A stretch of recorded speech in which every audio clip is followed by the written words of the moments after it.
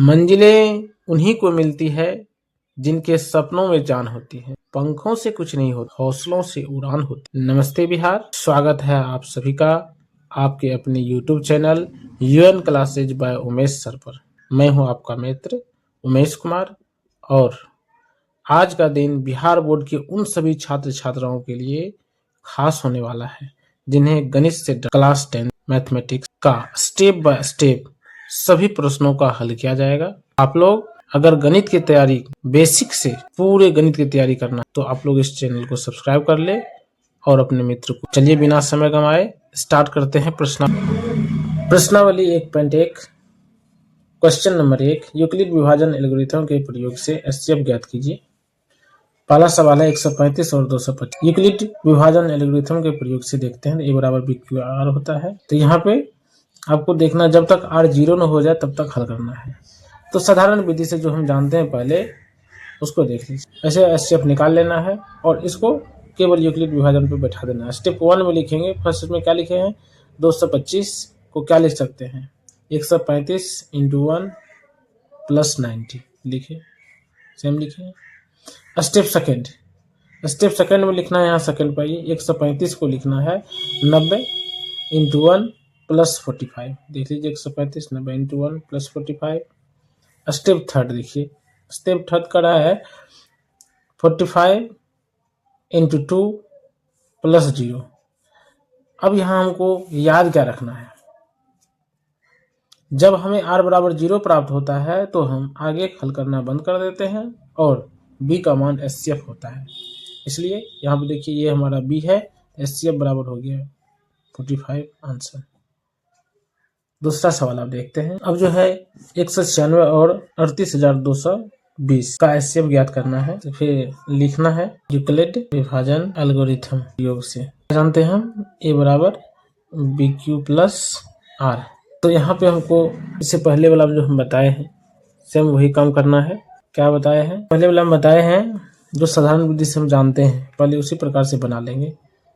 196 38,200 भाग लगाएंगे, भागा करके देख लीजिएगा, हम शॉर्ट में कर लेते हैं। 195 मरतबे अगर लगा देंगे इसमें ये आपको कट जाएगा, यहाँ आ जाएगा। तो इसको तो स्टेप फर्स्ट में लिखेंगे। स्टेप फर्स्ट है 30,220 बराबर लिखेंगे 196 इंटू 195 प्लस 0। शेषफल तो 0 आ गया। तो यदि शेषफल 0 होता है तो हमारा b क्या होता है, आंसर हो जाता है। तो यहाँ क्या है, यहाँ हमको b बराबर लिखा हुआ है 196। कितना है 196, इसलिए एचसीएफ क्या हो गया 196 आंसर। बहुत ही इजी सवाल है। अब तीसरा सवाल देखते हैं।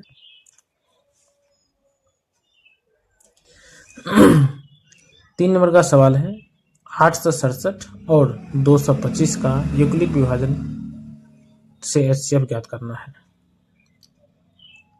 तो यूक्लिड विभाजन एल्गोरिथम के प्रयोग देखिए, ए बराबर बी क्यू प्लस आर, जहाँ 0 ग्रेटर देन या इक्वल टू आर होगा और लेस देन बी होगा। तो आप लोग जो पहले बताए हैं फिर वही काम करना है। 225 और 867 का एचसीएफ निकाल लेंगे जो बचपन से सीख के आए हैं। तो क्या सीखे हैं देखिए, कितना मरतबे लगेगा, 3 मरतबे लगा देते हैं, 3 मरतबे गुना कर लेंगे, ये हो जाएगा हमको 765। इसको घटा लीजिए 102। अब 225 में भाग लगाएंगे, 2 मरतबे लगाइए, ये हो जाएगा 204, घट के आ गया 204। 225 नहीं है, यहाँ पे 55 है, 255 है, 255 ठीक है। ये यहाँ पे 55 लिखिए, तब हो जाएगा हमारा 51। 102 में फिर लगेंगे, 2 मरतबे में कट गया, 102 हो गया 0। अब इसको स्टेप बाय स्टेप क्या करना है, लिख देना है। स्टेप फर्स्ट, या इसको चरण फर्स्ट भी लिखेंगे। स्टेप फर्स्ट में क्या लिखें, 867 इज इक्वल लिखेंगे 255 गुना 3, और शेष कितना आया है 102। क्या किए, 255 गुना 3 जोड़ 102। अब 255 को लिखना है स्टेप सेकेंड में। स्टेप सेकेंड में लिखना है 255 बराबर 102 गुना 2, शेष कितना बच गया था 51 लिख देंगे। स्टेप थर्ड लिखिए। स्टेप थर्ड में है 102। स्टेप थर्ड में 102 को क्या लिखेंगे 51 गुना 2, 51 गुना 2, और शेष कितना हो गया 0। शेष 0 हो गया। आपको यही बताए हैं, यदि शेष 0 हो जाए तो वहां हल करना बंद कर देते हैं, और वहीं पे हमारा बी क्या होता है, आंसर होता है। वहीं पे हमारा बी क्या होगा, आंसर होगा। तो बी यहां लिखिए, यहां बी बराबर 51 है, इसलिए HCF बराबर 51 आंसर। बहुत इजी सवाल है, आप लोग इसको अच्छा से बना लीजिएगा परीक्षा में। अब 2 नंबर का सवाल देखेंगे। 2 नंबर का सवाल है, क्वेश्चन नंबर 2, दर्शाइए कि कोई भी धनात्मक विषम पूर्णांक 6q+1 या 6q+3 या 6q+5 के रूप का होता है, तो जहां q बराबर कोई पूर्णांक है। सॉल्यूशन देखिए, दर्शाना है a बराबर 6q+1 या a बराबर 6q+3 या a बराबर 6q+5। एक कैसा पूर्णांक है, धनात्मक विषम पूर्णांक है। तो यहां मान लेंगे, मान लीजिए, माना कि a बराबर कोई धनात्मक विषम पूर्णांक है जहां b बराबर 6 होगा, क्योंकि हमको दिया हुआ है b के स्थान पे क्या होता है 6 है। जैसे हमको पता है a बराबर क्या होता है BQ+R, तो देखिए b की जगह पे क्या है 6 है, और r की जगह पे यहाँ 1 है, यहाँ पे 3 है, यहाँ पे 5 है। यदि b बराबर 6 होगा, जब हम 6 से a को विभाजित करेंगे तो हमको शेषफल प्राप्त होगा 5 तक। किसी भी संख्या में यदि हम भाग देते हैं, जिस संख्या से भाग देंगे उससे हमेशा कम शेष बचता है। जिसमें 6 से भाग दिए तो उससे कम शेष बचेगा, 0, 1, 2, 3, 4 और 5। देख लीजिए, हमेशा b क्या होगा, बड़ा होता है r से। यहाँ a एक विषम संख्या है, इसलिए शेषफल भी विषम प्राप्त होता है। तो विषम प्राप्त, इसमें विषम कौन कौन है, 1 है, 3 है और 5 है। तो विषम अगर ये है तो देख लीजिए, भाज्य बराबर हो गया, भाजक गुना भागफल जोड़ शेषफल। तो a बराबर 6q+1 विषम है, यहाँ 3 है और 5 है। तो इस प्रकार से हमारा प्रूव्ड हो गया कि कोई भी धनात्मक विषम पूर्णांक 6q+1 या 6q+3 या 6q+5 के रूप का होता है। देख लीजिए, धन्यवाद। अब देखेंगे तीसरा सवाल। तीसरा सवाल है क्वेश्चन नंबर 3, देखिए, किसी परेड में 616 सदस्यों वाली एक सेना आर्मी की टुकड़ी को 32 सदस्यों वाले एक आर्मी बैंड से पीछे मार्च कराना है, तो उन स्तंभों की अधिकतम संख्या क्या है जिसमें वे मार्च कर सकते हैं। सॉल्यूशन, स्तंभों की अधिकतम संख्या क्या होगी, दोनों संख्याओं का HCF निकाल लेना है। तो HCF निकालने के लिए तो सीख गए हैं, तो सवाल भी बहुत इजी है। देख लीजिए, 32 और 616 का HCF निकाले 2 स्टेप में, कट गया ये। तो बस इसको करना क्या है, यूक्लिड विभाजन से बना देंगे। स्तंभों की अधिकतम संख्या निकालने के लिए करेंगे यूक्लिड विभाजन अधिकतम के प्रयोग से।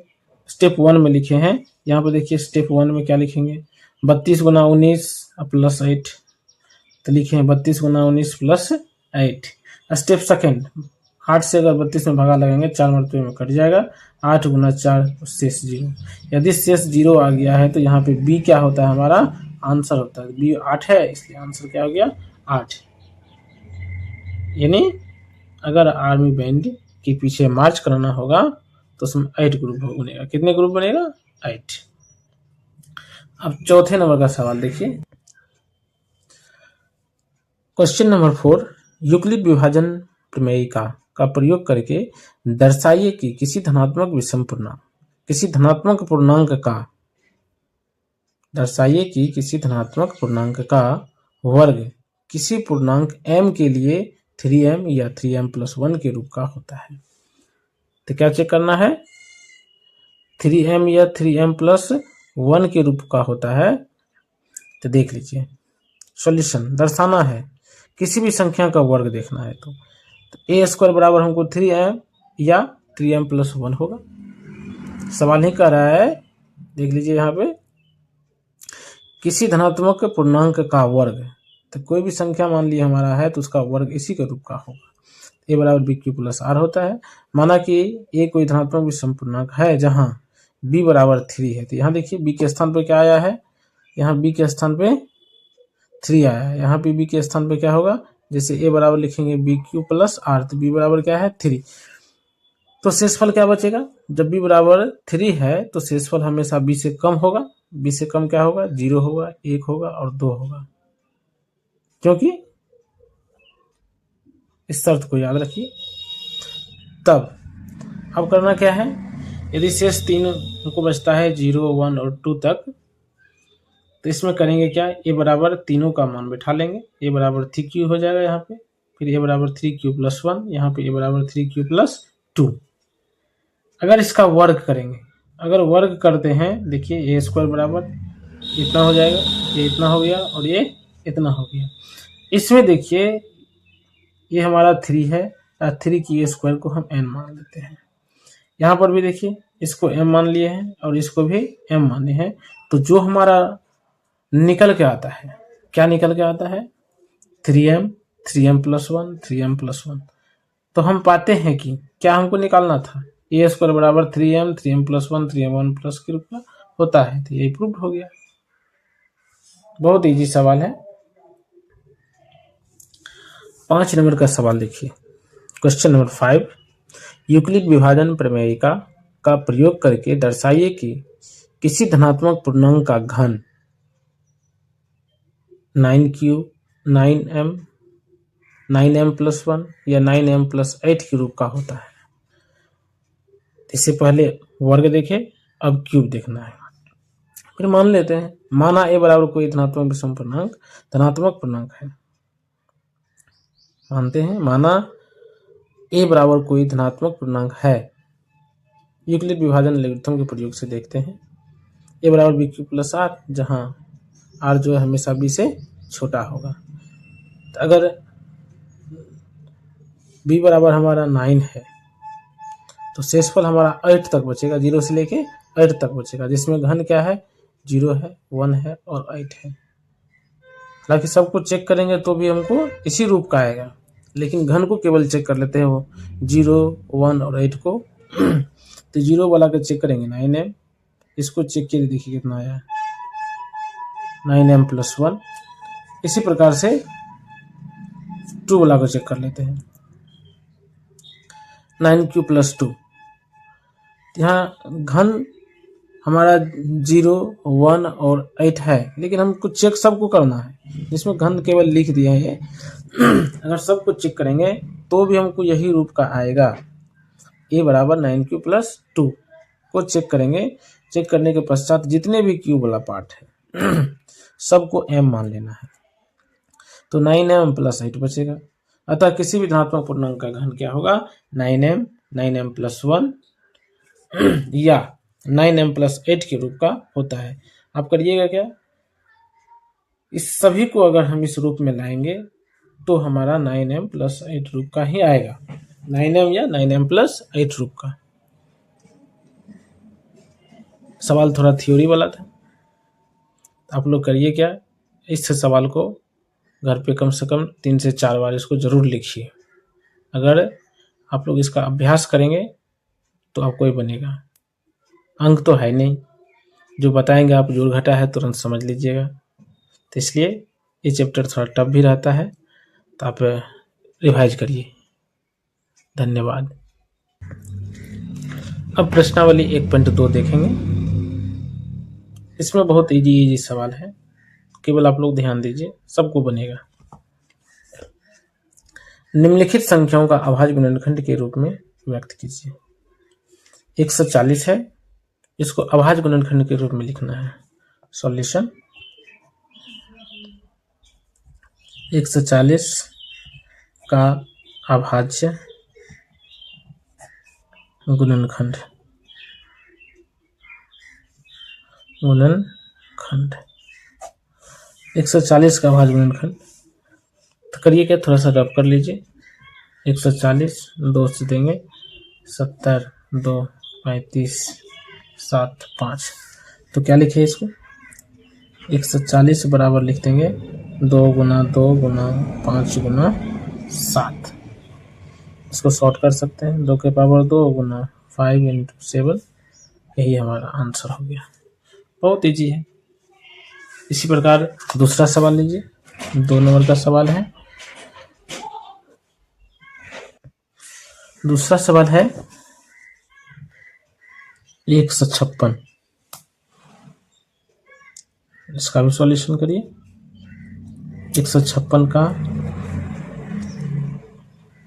अभाज्य गुणनखंड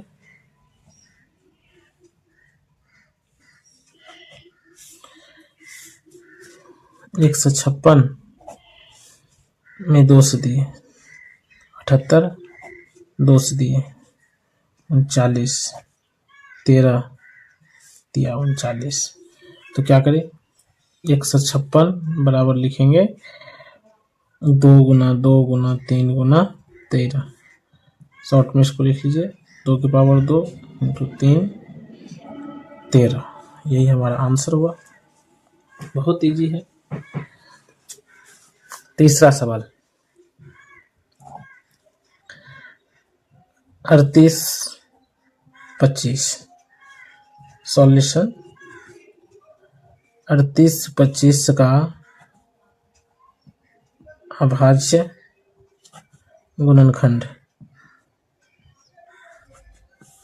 38 25 का अभाज्य गुणनखंड करेंगे। यहाँ पे साइड में इसको कर लेते हैं। 38 25 5 से लगाएंगे, जाएगा 765। फिर 5 से लग जाएगा, लास्ट में 5 है, ये हो जाएगा 153। अब कितना से देते हैं, 5 4 9, 3 से लगेगा 17। बस इसको लिख देना है। 38 25 बराबर लिखेंगे 5 गुना 5 गुना 3 गुना 17 बराबर 5² × 3 × 17। बस आंसर हुआ।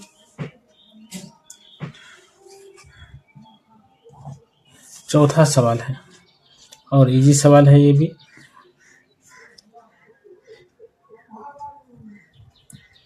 पाँच 5005। सॉल्यूशन 5005 का अभाज्य गुणनखंड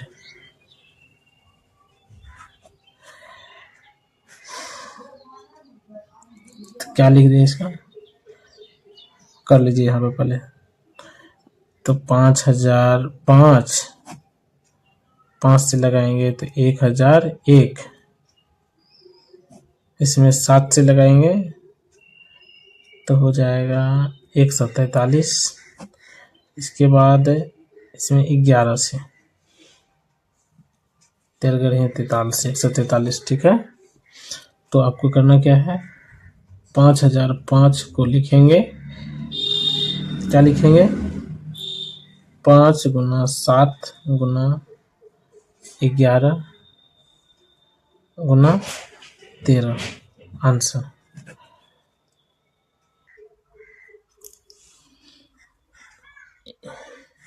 एक का 5वां सवाल है। प्रश्नावली 1.2 में है।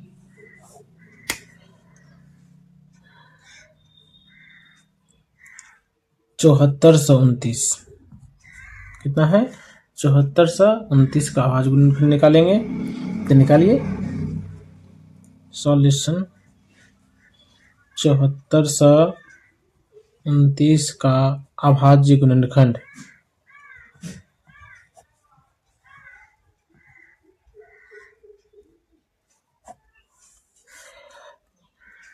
रब कर लीजिए यहाँ पे। 7429 में 2 से 23 से लगेगा, 23 से लगाएंगे 327, 19 से लगेगा, इसमें 19 से देते हैं तो ये होगा 17 मरतबे में।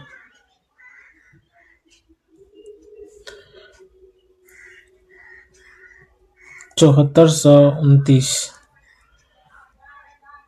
ये हो गया 17 गुना 19 गुना 23 आंसर। अब 2 नंबर का सवाल देखिए। 2 नंबर का सवाल है, पूर्णांकों के निम्नलिखित युग्मों में एलसीएम एंड एचसीएफ ज्ञात कीजिए तथा उसकी जांच कीजिए कि दो संख्याओं का गुणनफल बराबर एलसीएम गुना एचसीएफ होता है।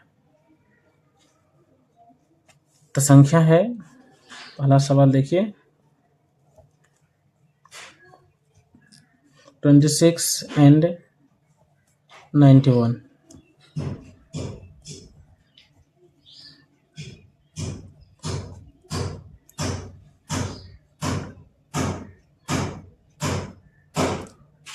छब्बीस का गुणनखंड निकाल लीजिए, 13 और 2 होगा।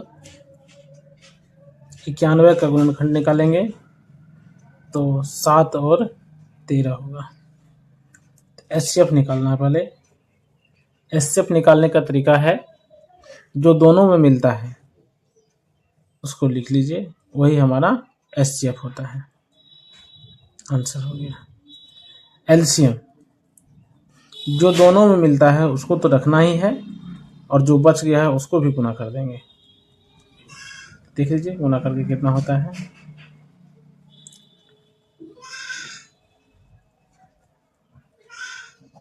ये दोनों आंसर हो गया।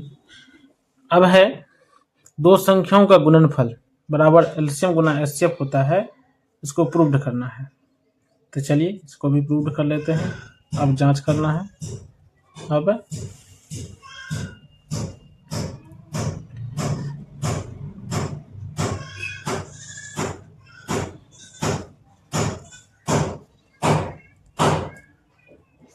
जांच करना है, दो संख्याओं का गुणनफल बराबर क्या होता है? एलसीएम गुना एचसीएफ होता है। तो दो संख्या हमारा है 26 और 91। एलसीएम गुना एचसीएफ करेंगे, एलसीएम निकला है 13, 182, एचसीएफ है 13। दोनों का गुना कर लीजिए।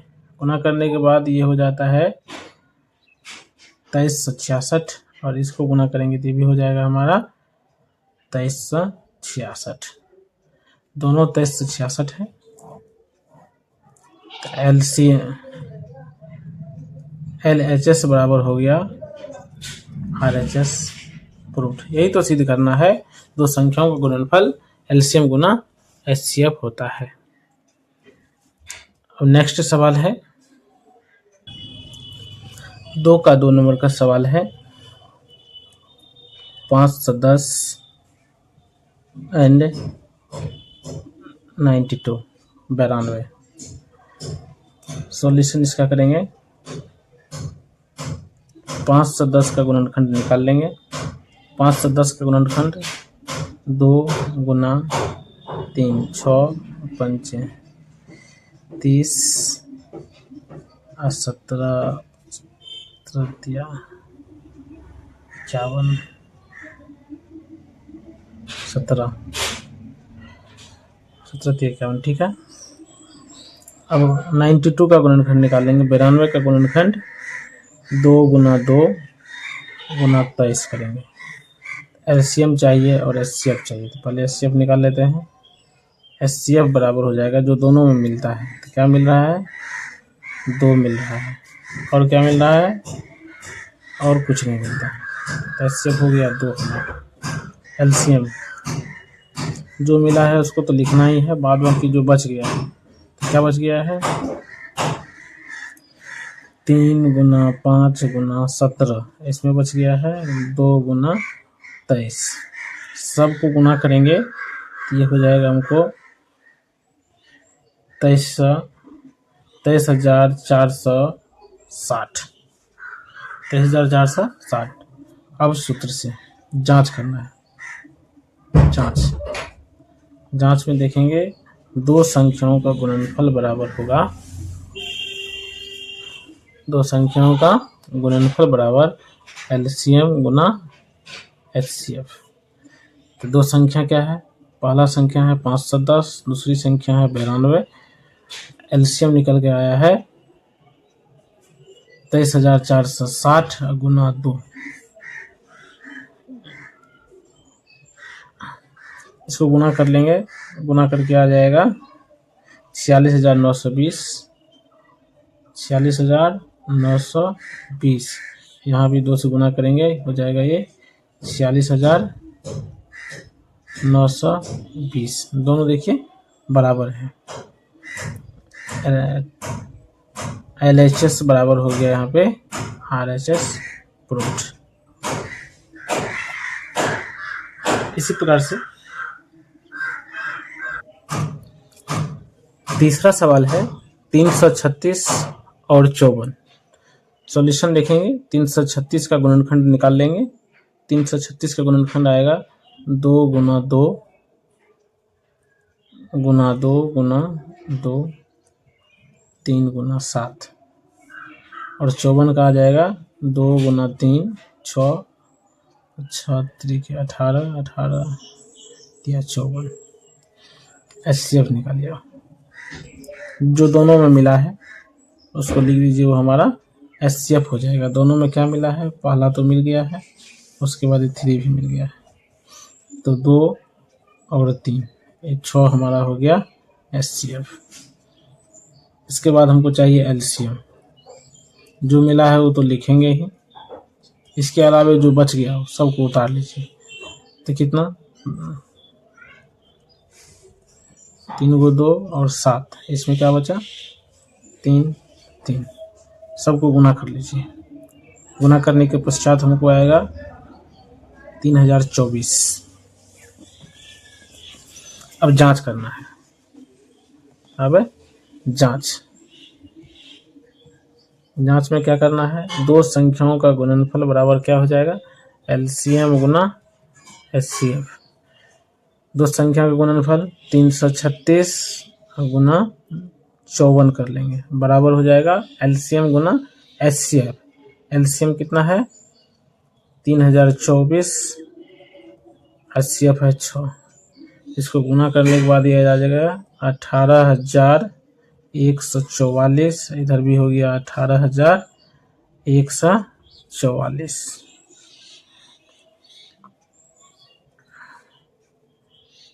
LHS बराबर क्या हो गया ये RHS प्रूव्ड। अब 3 नंबर का सवाल देखेंगे।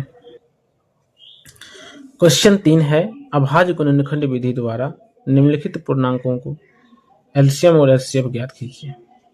अभाज्य गुणनखंड विधि द्वारा एलसीएम और एचसीएफ ज्ञात करना है। इससे पहले एलसीएम और एचसीएफ ज्ञात करते थे और उसको सिद्ध भी करते थे, तो ये तो अब इजी हो गया है।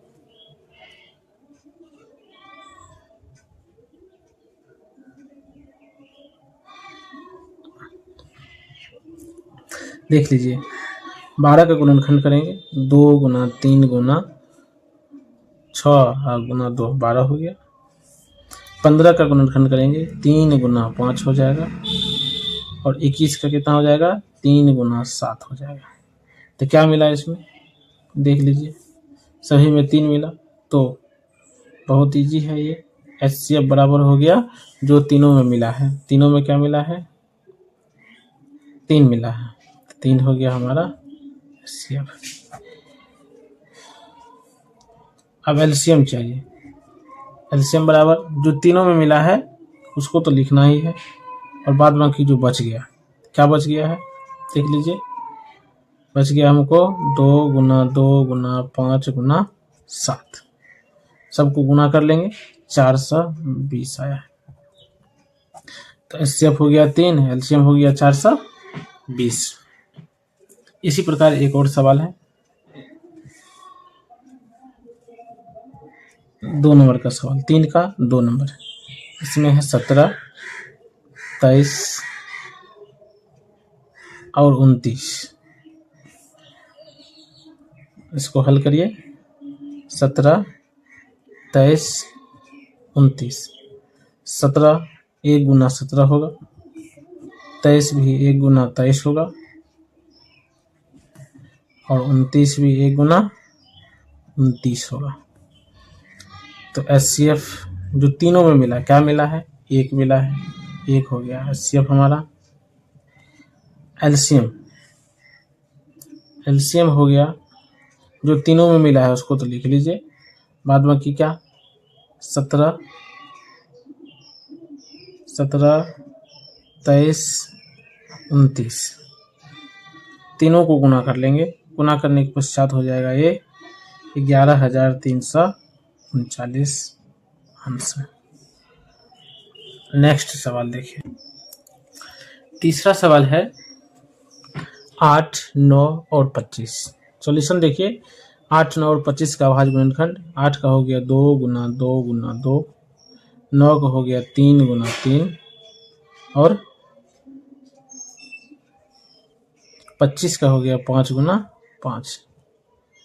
एक तो सभी का होता है तो एक याद रखिए। एक इसलिए लिख रहे हैं क्योंकि सबका मिल नहीं रहा है तो इसलिए हमको HCF बराबर क्या हो जाएगा 1 और LCM भी चाहिए। LCM बराबर जो सब में मिला है उसको तो लिखेंगे ही बाद बाकी जो बच गया है उसको भी लिखना है। तो 2 का गो है देख लीजिए 2 के पावर 3 गो है 3 का गो है 3 भी 2 गो है 5 कितना है ये भी 2 गो है। सभी को गुना कर लीजिए तो ये हो जाएगा 25 25 9 8 ये हो गया हमको 1800।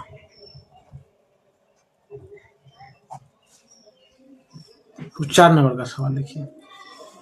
4 नंबर में आप लोग किताब सामने रखिए उसमें क्वेश्चन देखिए 4 नंबर। क्वेश्चन 4 में है दिया है क्या दिया है HCF 306 और 657 का 9 और LCM है 306 और 657 का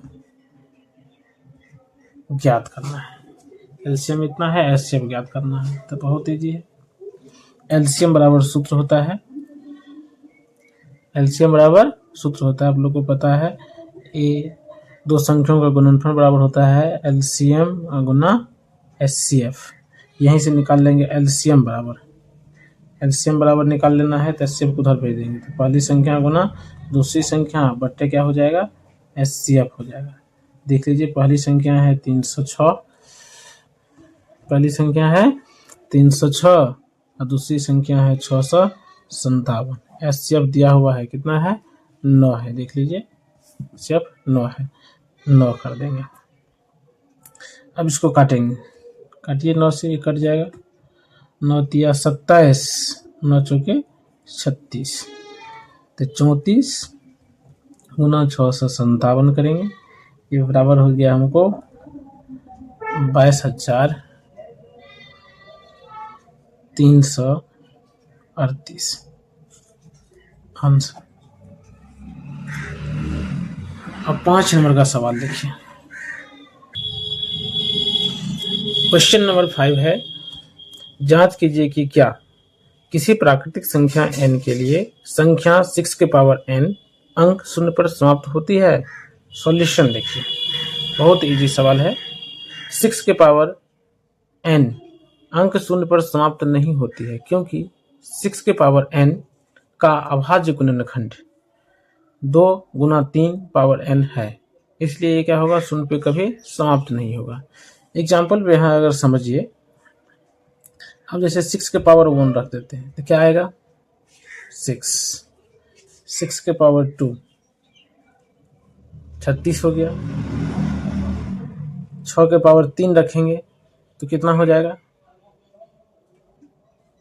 6 के पावर 3 रखिए तो 36, 36 का 18, 21, 216।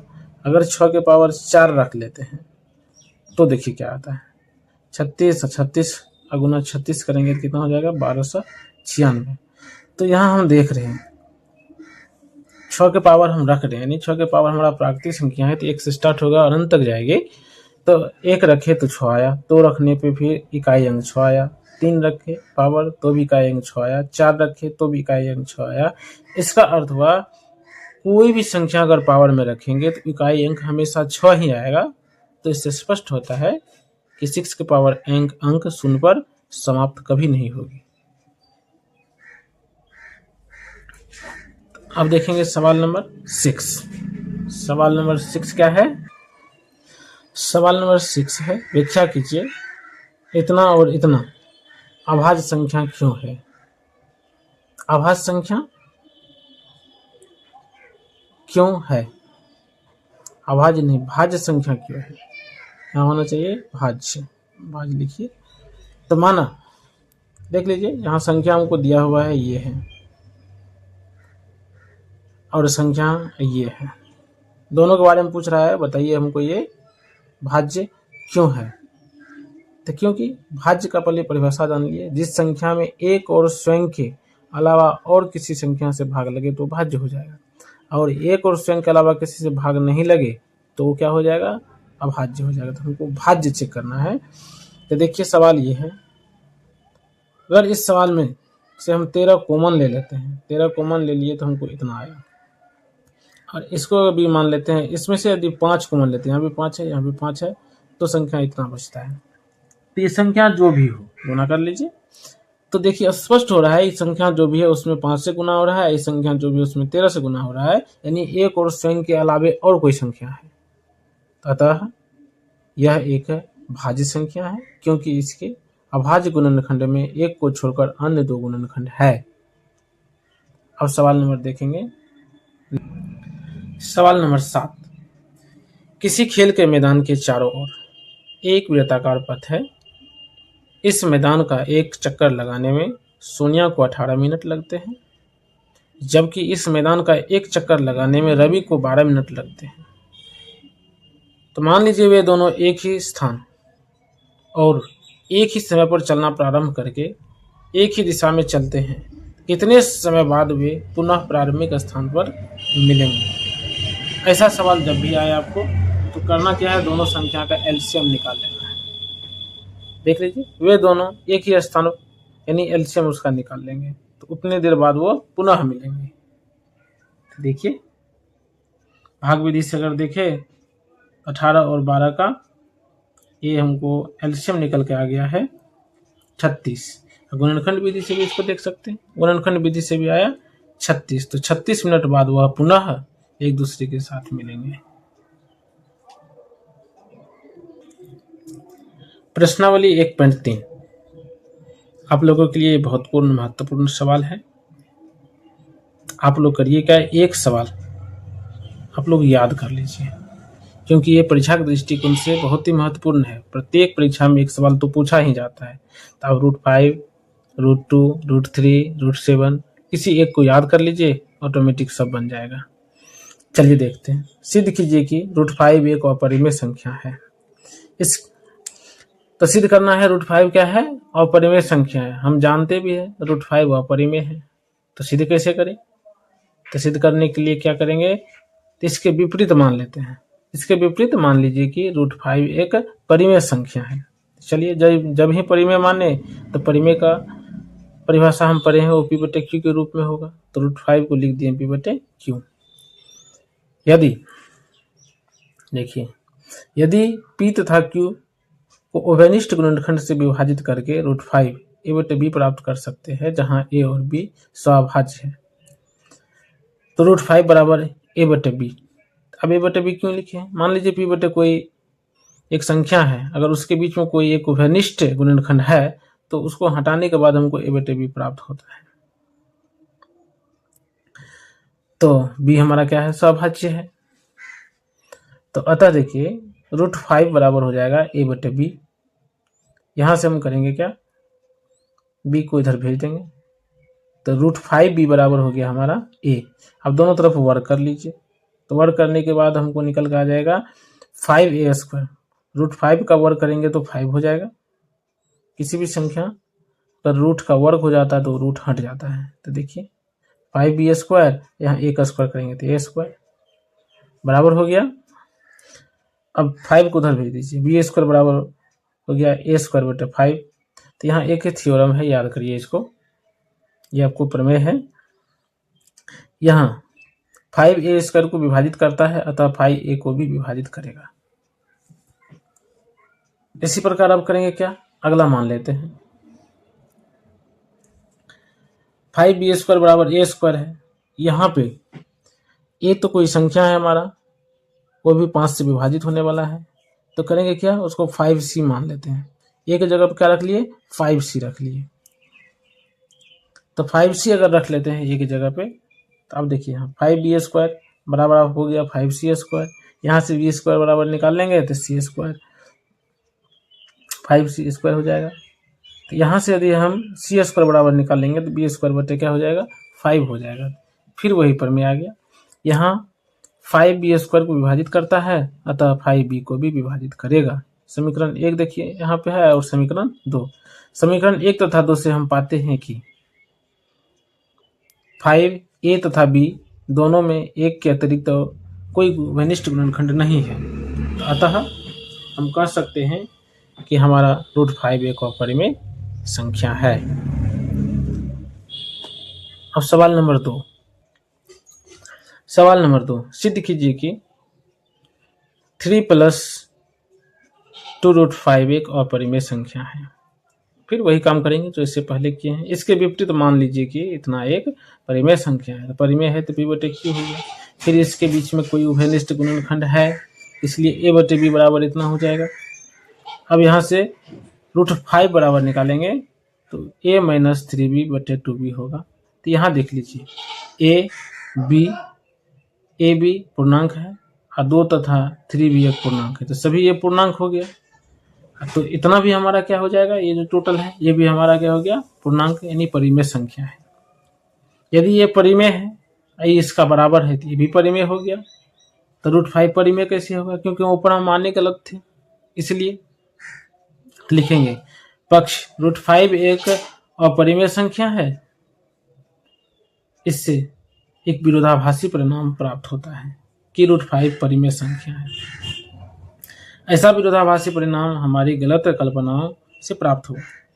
इतना को एक परिमेय संख्या मान लिए, अतः सिद्ध होता है कि इतना हमारा क्या है, अपरिमेय संख्या है। अब एक्सरसाइज 1.3 का तीसरा सवाल देखेंगे। तीसरा का पहला सवाल है, सिद्ध कीजिए निम्नलिखित संख्याएं अपरिमेय हैं। आपको सिद्ध करना है अपरिमेय, सेम सवाल है। सिद्ध करना है 1/√2 क्या है, अपरिमेय है। हमको पता है ये परिमेय है, नहीं ये अपरिमेय ही है और सिद्ध करना है अपरिमेय है। तो फिर वही करेंगे, इसके विपरीत हम मान लेंगे। क्या मान लेंगे, इतना एक परिमेय संख्या है। अपरिमेय है तो P/Q, तो P/Q है, इसका सवाभाज्य इसमें होगा, तो P/Q को मान लेते हैं A/B हो गया। ये A/B, यहाँ से हम √B बराबर निकाले √2A आया। बी बराबर रूट टी, दोनों तरफ वर्ग करने पर, दोनों तरफ वर्ग करेंगे तो हमको यहाँ पे बी स्क्वायर बराबर हो जाएगा 2a²। यहाँ से ए स्क्वायर निकाल लेंगे, बी स्क्वायर बटे 2 होगा, बी स्क्वायर बटे 2 होगा तो यहाँ से थ्योरी आ गया, यहाँ 2 बी स्क्वायर को विभाजित करता है अतः 2b को भी विभाजित करेगा। क्यों करेगा? अगर किसी संख्या किसी वर्ग को विभाजित करता है, मान लीजिए 25 को 5 विभाजित करता है तो 5 को भी 5 विभाजित करेगा। इसको समीकरण 1 मान लीजिए।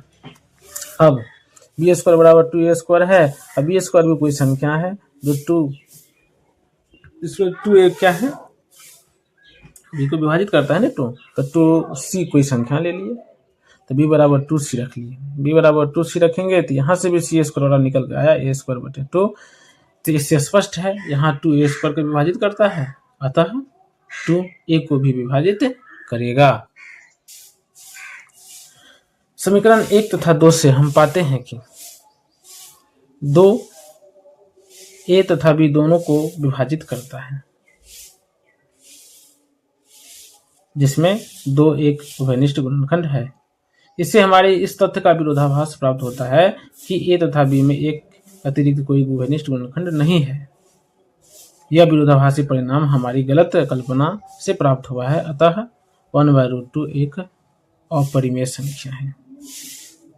अब सवाल देखेंगे 2 नंबर का। सिद्ध कीजिए कि 7√5 अपरिमेय संख्या है। इसके विपरीत हम मान लेते हैं इतना एक परिमेय संख्या है। अगर परिमेय है तो p बटे q ले लेंगे, p बटे q ले लेंगे, इसका अर्थ हुआ इसमें कोई स्वाभाज्य संख्याएं है तो इतना बराबर a बटे b लिख लेंगे, a बटे b। तो यहाँ से हम अगर √5 निकालते हैं तो 7/a/7b आया। तो a और b दोनों पूर्णांक है, 7 भी पूर्णांक है, तो इसका अर्थ हुआ ये हमारा परिमेय हो गया। और √5 क्या है? अपरिमेय है।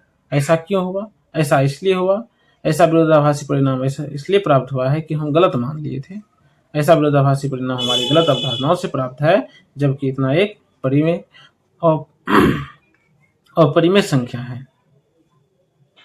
अतः सिद्ध हो गया कि इतना एक अपरिमेय संख्या है। तो इसको आप लोग बहुत अच्छा से देख लीजिएगा। हम थोड़ा लिख के इसलिए रखे हैं जल्दी हो जाए, नहीं तो बहुत बड़ा वीडियो हो जाता है।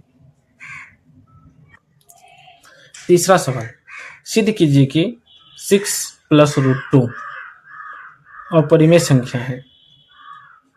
6 + √2 क्या है? अपरिमेय संख्या है। इसके विपरीत मान लीजिए कि इतना एक परिमेय संख्या है। परिमेय है तो इसको लिख लेंगे p बटे q, अतः इतना बराबर a बटे b हो जाएगा, क्योंकि a तथा b स्वाभाज्य है। इसे पहले भी देखें इसका थ्योरी। इससे हम √2 निकालेंगे, √2 निकालेंगे तो a - 6b बटे b हो गया। तो यहाँ पे a, b और 6 सभी क्या है? हमारे पूर्णांक संख्या है। इसका मतलब ये सभी का सभी पूर्णांक परिमेय हो गया। इधर क्या है? √2, अगर ये परिमेय है तो ये भी परिमेय हो गया। तो ऐसा विरोधाभास क्यों होगा? हमको पता है √2 अपरिमेय है। ऐसा इसलिए कि हम ऊपर गलत मान लिए थे। a तथा b पूर्णांक है और 6 भी पूर्णांक है, अतः इतना एक अपरिमेय संख्या ये सिद्ध हो गया।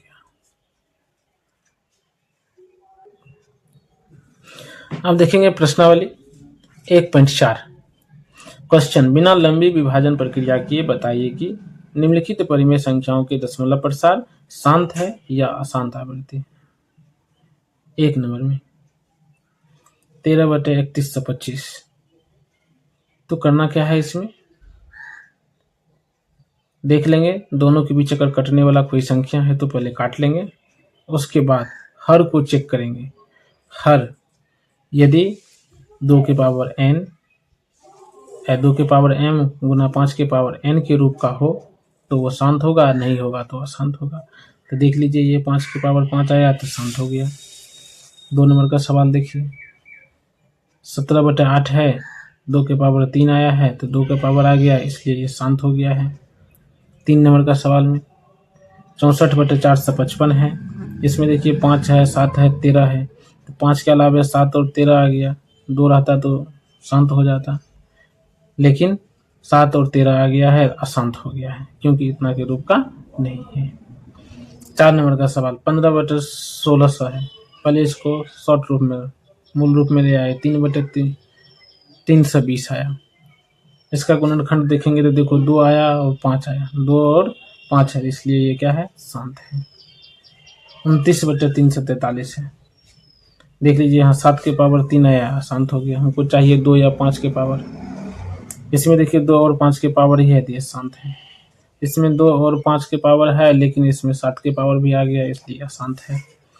यहाँ कटने वाला है, काट लीजिए। 6/15 में 3/5 आया, 5 के पावर आ गया तो शांत हो गया। 9 नंबर 35/50 है, कट जाएगा। 7/10 2 और 5 आया, शांत हो गया। 77/210 है, कटेगा। 11/30 11/30 आया, इसलिए क्या हो जाएगा हमारा, 2 5 3 आया। 2 5 तो ठीक था, 1 3 एक्स्ट्रा हो गया, शांत हो गया है।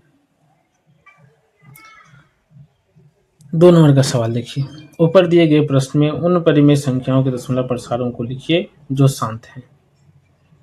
प्रश्न संख्या 1 में शांत दशमलव प्रसार वाले प्रश्न निम्नलिखित है। 1 नंबर, 2 नंबर, 4 नंबर, 8 नंबर और 9 नंबर। तो देखिए इसको चेक कर लेते हैं। 13/31 से 25 है, तो शांत था, तो कितना आएगा कट के, तो ये इसका आ जाएगा, भाग दे के देख लीजिएगा, 0.00416। दूसरा है 17/8, ये भी शांत था हमारा, इसको भी भाग देंगे तो 2.125 आंसर हो जाएगा। तीसरा सवाल 15/16 सब है, इसमें भाग देंगे तो ये भाग देने के बाद आ जाएगा 0.046875। 8 नंबर का 6/15, इसको शॉर्ट रूप में ले आएंगे, 2/5 भाग दे देंगे 0.4। 9 नंबर का सवाल 35/50, 35/50 है, 2 से गुना कर दीजिएगा, 70/100 हो जाएगा। 2 अंक के बाद पॉइंट उठा देगा, यानी 0.7। यहाँ पे वास्तविक संख्याएं का चैप्टर समाप्त होता है। इसका सारांश कुछ है, स्मरणीय तथ्य है, आप लोग इसको याद कर लीजिएगा। इसमें मुख्य रूप से आपको एक याद रखना है, इसमें प्राकृतिक संख्या, पूर्ण संख्या, पूर्णांक संख्या, परिमेय संख्या, अपरिमेय संख्या, भाज्य संख्या, अभाज्य संख्या, सहभाज्य संख्या, जुड़वा अभाज्य संख्या, यूक्लिड विभाजन प्रमेय और शांत अशांत को एक बार देख लेना है। इसी के साथ चैप्टर का समाप्त हो जाएगा। धन्यवाद।